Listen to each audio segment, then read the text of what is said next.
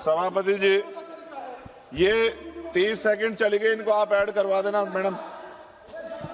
सबसे पहले मैं उन 20 से ज्यादा बच्चे जिन्होंने आत्महत्या की, नीट की इस व्यवस्था से पेपर लीक जो हुआ उसके कारण मैं उनको आदरांजलि पेश करता हूं और उनके परिवारों को प्रकृति संबल दे ऐसी कामना करता हूं। और जब मैं बात शुरू कर रहा हूं तो ये कहूंगा कि अच्छा लगेगा अगर देश के प्रधानमंत्री उन बच्चों को के परिवारों को बुला के संबल दें, उनके दुख को सुने। सभापति जी, आज देश का छात्र पूछ रहा है क्या उसकी सफलता उसकी मेहनत तय करेगी या पेपर लीक गिरोह। कहा जाता है कि मेहनत का फल मीठा होता है, लेकिन आज छात्र पूछ रहा है कि पहले यह तो तय कर दीजिए कि मेहनत का फल मिलेगा भी या नहीं मिलेगा। वह किताब से कम और मोबाइल के नोटिफिकेशन से ज्यादा डरता है कहीं फिर से पेपर लीक, परीक्षा रद्द या दोबारा परीक्षा खबर ना आ जाए।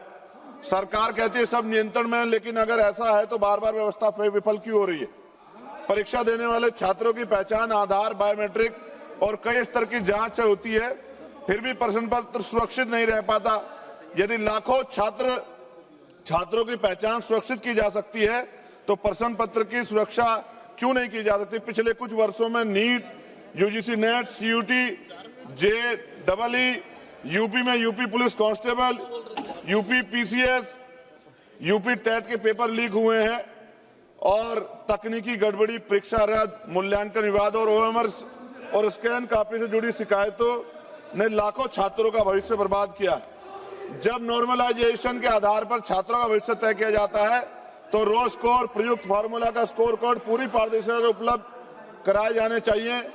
चयन के गणितीय प्रक्रिया गोपनीय रखने का कोई औचित्य नहीं है। पारदर्शिता विश्वास पैदा करती है, जबकि गोपनीयता संदेह। मैं शिक्षा मंत्री के इस्तीफे का भी उल्लेख करना चाहता हूं। छात्रों से क्षमा मांगने के बजाय उन्होंने लिखा कि छात्रों को भ्रम के कुचक्र में नहीं फंसाना चाहिए। मैं पूछना चाहता हूं, भ्रम में छात्र हैं या बार बार विफल होने वाली व्यवस्था। इस पेपर लीक और भर्ती घोटाले के विरोध में 20 तारीख को जो छात्र सड़क पर उतरे थे, मैं स्वयं उस आंदोलन में मौजूद था। लाठी और आंसू गैस गोले चले, बच्चे पानी मांग रहे थे। उन्हें देखकर मुझे शहीद आजम सरदार भगत सिंह जी की भूख हड़ताल याद आई।